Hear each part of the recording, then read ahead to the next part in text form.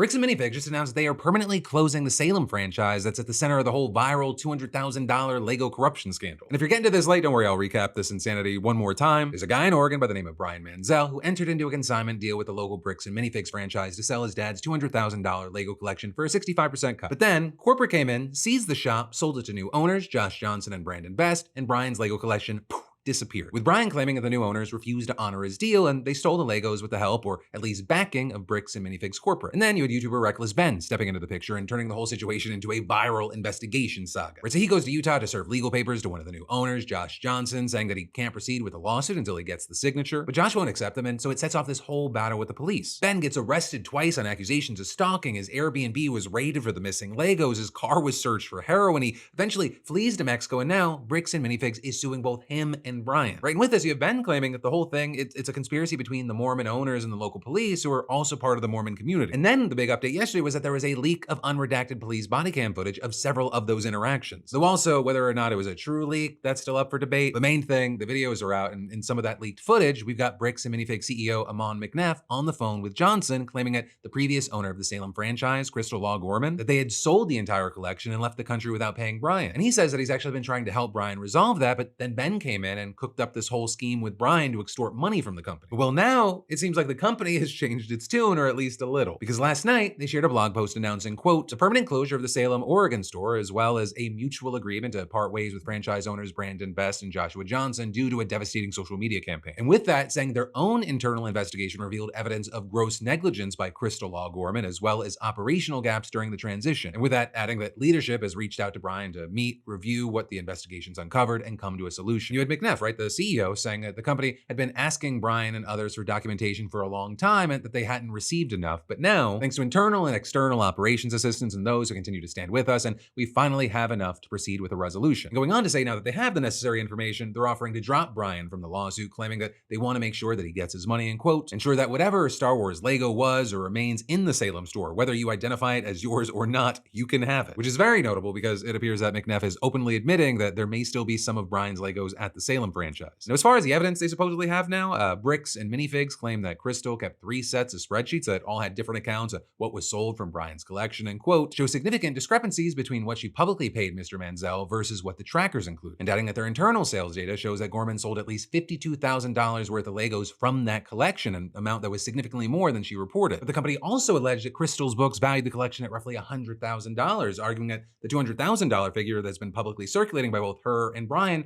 was never a documented value and simply the promotional value that they used to bring excitement. Their words. Now, as far as where the new owners fit into all this, the blog post says that Crystal never made a formal introduction between Mansell, corporate, or Josh and Brandon, or with Bricks and Minifigs COO Matt McNeff claiming in a statement, this evidence confirmed the new incoming franchisees who took over the location were not aware of nor prepared for the responsibilities of taking over a store from a forensic accounting review standpoint. But very notably here, in one of Ben's first videos from this whole saga, he said that Crystal gave him footage from the night that her store was seized that appears to contradict the claim that the new owners and corporate did not know about the deal with Bryan. Right, and both Bryan and Crystal claim that the clip clearly shows her telling a corporate representative about Bryan's agreement, asking how she's supposed to compensate him for the set that he hasn't been paid for, and the rep replying that the store's new owners will take it over. These are ones that he has not been paid his percentage yet.